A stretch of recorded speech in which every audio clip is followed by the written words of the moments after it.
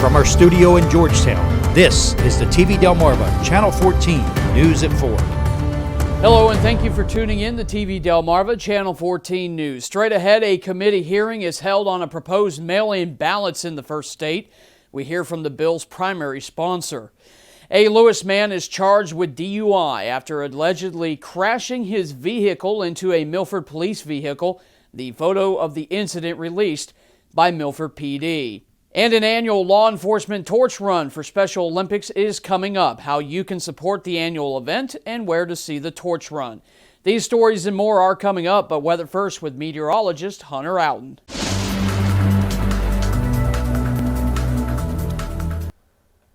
Hello and good Wednesday, Delmarva. Well, definitely today is a much nicer day than what we saw across the region yesterday with all the heavy rain, the thunderstorm activity, and even some hail across areas of Wicomico and Dorchester counties. But out our window today, taking a live look outside of TV Delmarva Studios here in Georgetown, we have cloudless skies across the region, plenty of sunshine, and some nice temperatures out there as well. Currently 85 degrees here in Georgetown. Take a look at satellite and radar. We do have a little bit of some cloud activity across areas of Somerset, Dorchester, Wicomico counties, stretching all the way up basically around the Chesapeake Bay area. But unfortunately, we will be seeing an increase in that cloud cover during the overnight hours tonight, and we're expecting some rain chances going into tomorrow morning with a chance of some embedded thunderstorms as well. Let's have a look at those conditions elsewhere on Delmarva this afternoon. Like I mentioned, nice comfortable temperatures across much of the mid-Atlantic states. Currently 84 degrees right now in Salisbury, 83 for Pocomoke City. Definitely cooler along the Atlantic coast in Ocean City at 77 with that onshore breeze. 87 for Easton, 89 for Centerville, 84 in Dover, and 87 degrees up north in Wilmington and Newark at this hour. Take a look at dew points. We have nice dry weather pretty much everywhere here on the shore. Dew points are averaging anywhere between like the upper 50s to lower 60s for the most part. That's all thanks to that nice onshore breeze we've been seeing generally from the east and northeast, roughly between about 4 and 8 miles per hour sustained, but we have been seeing some wind gusts get to near 15 miles per hour at times. Currently gusting from the east at 14 in Georgetown, 13 for Dover, 10 miles per hour in Salisbury, 8 in Ocean City, 8 for Easton as well, and currently gusting to 7 in Centerville. Now we will have an increase in clouds during the overnight hours tonight with a chance for some scattered showers and maybe even a few better thunderstorms going into the morning hours for Thursday, and a nice fantastic weekend ahead with below average temperatures and plenty of sunshine. I'll have all the details regarding your pinpoint weather forecast here in just a little bit.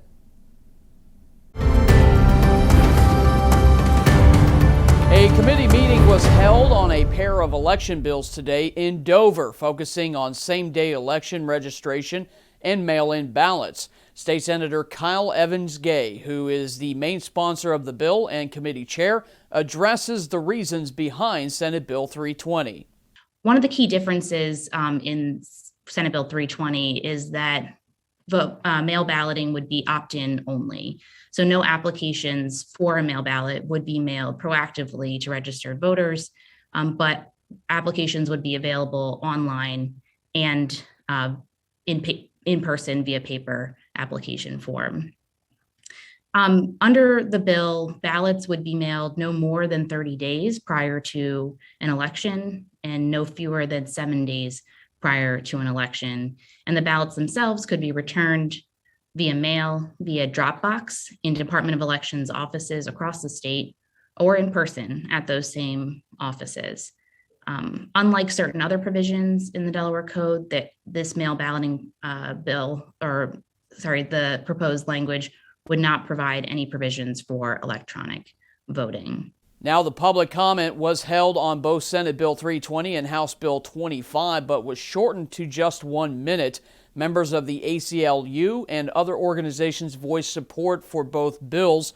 However, Republican state auditor candidate and attorney Janice Laura called the bill unconstitutional. I would like to draw your attention to Article 5, Section 2 of Delaware's Constitution, which contains the language, may offer to vote. That phrase, may offer to vote, has been interpreted by courts to mean to physically present a ballot at a polling place. And this bill does not address that constitutional language. Now, both bills are expected to pass through the Senate Elections and Government Affairs Committee with overwhelming Democrat support. Senate GOP officials tell TV Delmarva News today that if Senate Bill 320 is passed and signed by the governor, they plan to sue on the grounds that it violates the state's constitution. We spoke to State Representative Brian Shoup of Milford yesterday, who voiced opposition of the bill. If we pass this through the Senate and the House and the governor signs it, it really sets a precedent for any majority moving forward to set voting rules to benefit themselves in the current election cycle. So this majority, I think, is very short-sighted, seeing that vote by mail will hopefully benefit them as they're struggling in the polls to gain some traction this November, and they're trying to not lose seats from Republicans. But what they're doing is setting up very destructive policy that will allow for a majority, whether that be Republican or Democrat, to set election laws to benefit themselves, to benefit incumbents, and to change it during the current election cycle. And that's a scary thing. Meanwhile, as the legislative session nears an end, several gun bills are also moving fast. The Delaware House passed a bill that would increase the legal age for purchasing a gun in Delaware from 18 to 21. The bill now goes before the state Senate. A bill that would limit magazine sizes also passed the House and now heads to the Senate as well. It will be a fast and furious end of the session, and of course TV Delmarva will be there throughout the entire process. Well, a Lewes man faces DUI charges after crashing a police vehicle. Milford police say on June 14th, just after 9 p.m., one of their officers was assisting with traffic at a road construction site on North Rehoboth Boulevard and Northeast Front Street when the driver of a 2010 Ford Expedition entered the construction site and struck the officer's vehicle.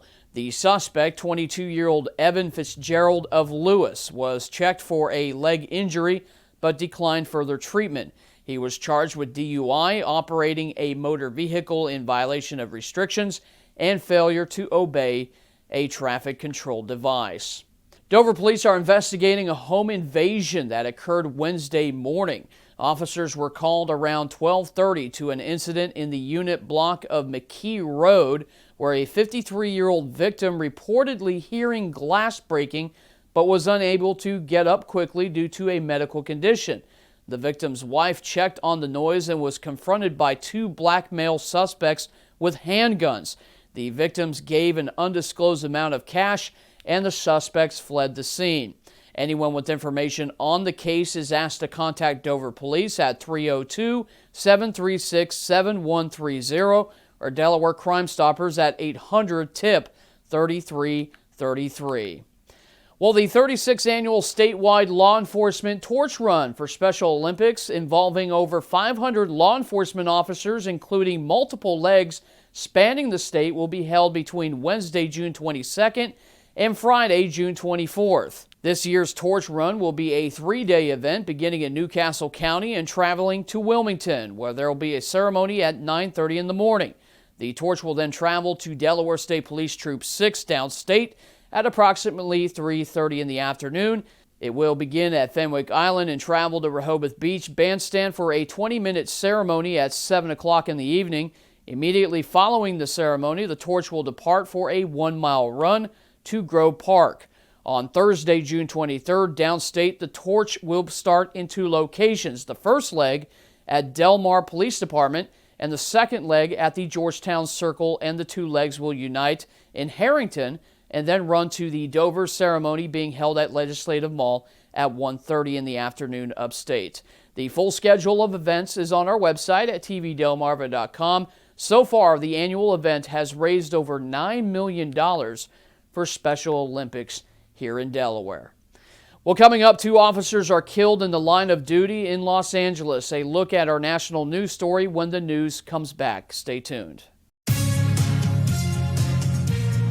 What started as a domestic dispute turned into a shootout that took the lives of 2 police officers in a Los Angeles suburb. Officers from the El Monte Police Department arrived in the Siesta Inn in El Monte to investigate reports of a stabbing and were immediately fired upon. Captain Andrew Meyer of the Los Angeles County Sheriff's Office Homicide Bureau says the suspects then fled the hotel room into the parking lot where there was more gunfire. 2 officers were shot. They were transported to the hospital where they later died. The suspect died at the scene. El Monte Interim Police Chief Ben Lowry says that he and his department and the community are grieving. The men and women of El Monte Police Department, as well as the community of El Monte, is grieving. I've heard that the only way to take the sting out of death is to take the love out of life. And believe me, they were loved. These 2 men were loved. They were good men. They paid the ultimate sacrifice, serving their community, trying to help somebody. So far, there have been 123 law enforcement officers killed in the line of duty this year across the country. That's according to the Officer Down Memorial website. Well, we have the potential for scattered showers today, but the weekend is looking pretty good. Let's get a preview of your pinpoint weather forecast with meteorologist Hunter Alton. We will be seeing an increase in cloud cover across the regions tonight with a chance of some scattered showers moving through the Thursday morning commute. A few embedded thunderstorms are possible in the mix in the morning before we get a break in the afternoon hours. More isolated storm chances are possible tomorrow night into Friday with an absolute fantastic weekend ahead. Now, will any of these storms be a problem for us tomorrow? I'll let you know when we come back here on TV Delmarva, Channel 14 News.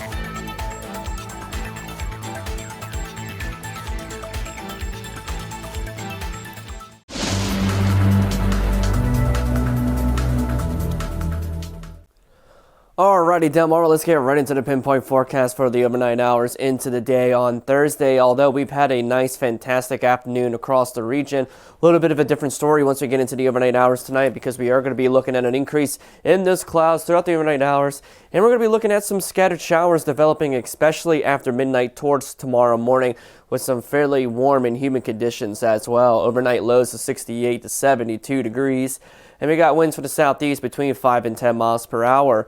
Take a look at Futurecast rest of the overnight hours into the day on Thursday. This is 8 o'clock this evening. Still got nice comfortable temperatures for the most part in the mid and upper 70s, but we are starting to notice some clouds beginning to move in from the north and west, and especially just after midnight, we're beginning to see some showers beginning to develop along areas of Delaware, Sussex, and Kent counties. Temperatures still holding steady right around 70 degrees. But going into tomorrow morning, we're going to be looking at a burst of some more scattered showers and even a few embedded thunderstorms as well. Don't really expect anything as far as widespread severe, but there may be a very isolated chance that one of these storms may be a little bit on the stronger side, as temperatures holding steady right around 70 degrees. Going into the afternoon hours, though, we're still going to be looking at plenty of cloud cover, partly cloudy to even mostly cloudy skies at times, but our temperatures will be warming up into the lower 80s, and then by 8 o'clock, we're going to be looking at some breaks in the clouds here and there just a little bit. Temperatures right around sunset in the mid and upper 70s, but by the time we get into the overnight hours for tomorrow night, we're going to be looking at another burst of some isolated storm chances with temperatures holding steady and very, very mild and windy in the lower 70s. Take a look at this Thursday forecast overall. We got scattered thunderstorm chances, especially during the morning hours, but maybe again once we get later into the day. But a nice warm day overall with temperatures of 80 to 85 degrees, but that wind will be on the increase from the south between 5 and 15 miles per hour. Take a look at the allergy index for your Thursday. We're going to be looking at some medium levels of pollen, 5.8 out of 12 on our scale. And your top allergens still remaining the same from grass pollen, walnuts, and oak trees. Now we're going to switch gears and take a look at the beach forecast for your Thursday, beginning with the Atlantic with a chance for some scattered thunderstorms, so be mindful of that. 76 degrees, winds from the southeast at 10 to 15 miles per hour with seas of 3 to 4 feet. And when that sunshine does return, we're going to be looking at some fairly high UV indexes at around 10. Take a look at the Delaware Bay. We got scattered thunderstorm chances, 77 degrees, winds from the southeast at 10 to 15 miles per hour with seas of less than 1 foot expected. And then the Chesapeake Bay, scattered thunderstorm chances, much warmer at 85, winds from the south at 10 to 15 miles per hour, and you're going to expect seas of less than 1 foot in the Chesapeake Bay region. Now, going into the overnight hours tomorrow night, going to be looking at partly cloudy skies and a chance once again of an isolated thunderstorm in the vicinity. Dealing with those breezy conditions, but a very warm and humid night ahead. Overnight lows of 70 to 74 degrees with winds from the southwest between 10 and 15 miles per hour. Now let's take a look at that extended outlook, because we are going to be definitely warming things up, especially once we get in towards Friday. We're going to be getting back into the lower 90s with a chance of some isolated thunderstorms out ahead of a little bit of a cold front. But a beautiful, fantastic weekend ahead with much lower humidity, cooler temperatures below average, and plenty of sunshine too, only getting into the upper 70s. We do have a fairly nice start to the new work week going on to Monday, partly sunny and 80 degrees. But keep in mind, for the mid to late portions of next week, good indication that we are going to be looking at a little bit of a heat wave. With temperatures getting back into the 90s, we're going to be increasing humidity values, and there's a good chance we're going to be seeing some triple-digit heat indices by Wednesday and continuing into the rest of the week. Thank you, Hunter. Coming up, a major study is being done to test a 4-day work week in the UK. The full story when we come back. So how does a 3-day weekend sound? An experiment is currently underway to see if it can be done. Newsnet business reporter Andy Hirschfeld explains. Today we are across the pond. In the UK, 70 different companies are taking part in the biggest 4-day work week experiment in modern history anywhere on the planet. A combined 3,300 workers are taking part in this trial. This encompasses a wide variety of industries. The 6-month program is part of an academic study with multiple think tanks, as well as colleges in the US and United Kingdom. Employees will not get less pay for less time on the clock. In exchange, the workers must maintain 100% productivity. But why is this important, and why now? This comes amid a pivotal moment in the global economy. With COVID-19, workers across the globe have rethought their relationship with work. That's caused what's been dubbed the Great Resignation. A record number of people are opting for full-time remote or hybrid work environments. In fact, according to a survey from Slack, only 12% of workers want to work full-time in an office setting. Trends suggest that a 4-day work week can be successful and a productive way of doing business. Between 2015 and 2019, Iceland trialed a 4-day work week across multiple different sectors. In turn, the study found that workers maintained the same level of productivity, and in many cases it actually increased. Well-being also went up, according to the report. Japanese tech giant Panasonic introduced its own version of the program earlier this year. The question is, will this work in the U.S. context? Some companies and even government agencies have given this a try. Many of them, however, are tech giants and Silicon Valley startups. Kickstarter is one of the more notable names doing so. The crowdfunding company started its own trial back in April. Shake Shack began testing this well back in the early days of the pandemic, but paused the program back last September amidst pressure from restaurant managers. American culture has long prided itself on its work ethic and ingenuity. This, in part, is why during the pandemic, 25% of workers admitted to logging in as many as 60 hours in a work week. Throughout American history, work weeks have gotten shorter on multiple occasions without any hindrance to productivity. In 1926, Henry Ford introduced the concept of the 40-hour work week, and Ford became one of the first companies in the United States to implement such a measure.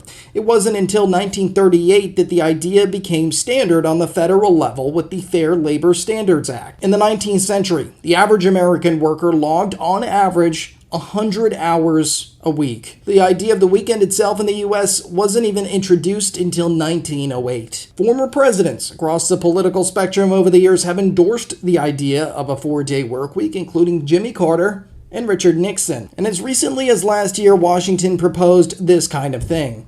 Congressman Mark Takano of California proposed legislation that would make the 32-hour work week the new standard. While this may not happen tomorrow, there is a reckoning for the American workforce that has signaled something like this might be on the way. In New York, I'm Andy Hirschfeld reporting.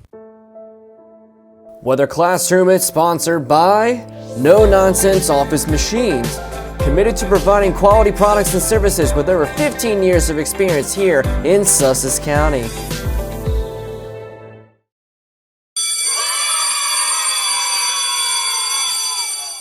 All right, ladies and gentlemen, today's weather lesson we will be learning about what is a frontal triple point. Now, the basics of a triple point meaning the point in where three fronts all come together in one single point. Now, the three basic frontal types that you would see drawn on a surface maps are a warm front, a cold front, and an occluded front. The warm front is generally found to the right of a low pressure center. It is where the warm sector is wrapping around the low pressure system.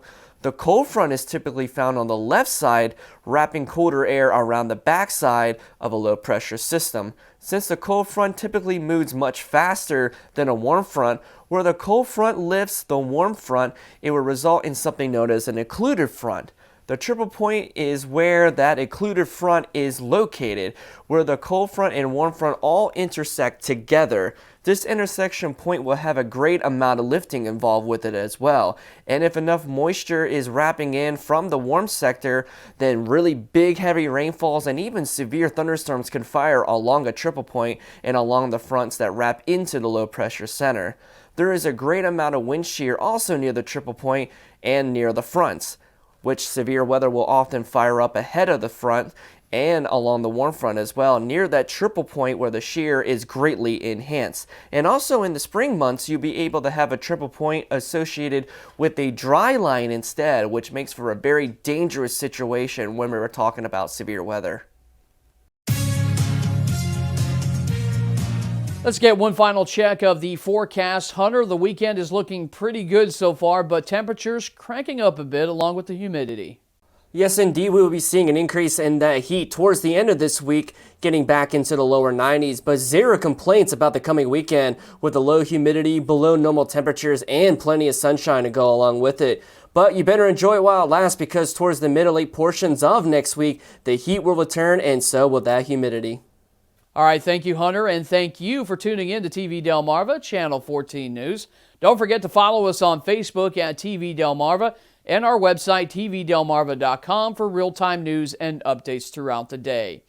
I'm Jonathan Mistrott reporting for TV Delmarva, Channel 14 News. Have yourself a great evening.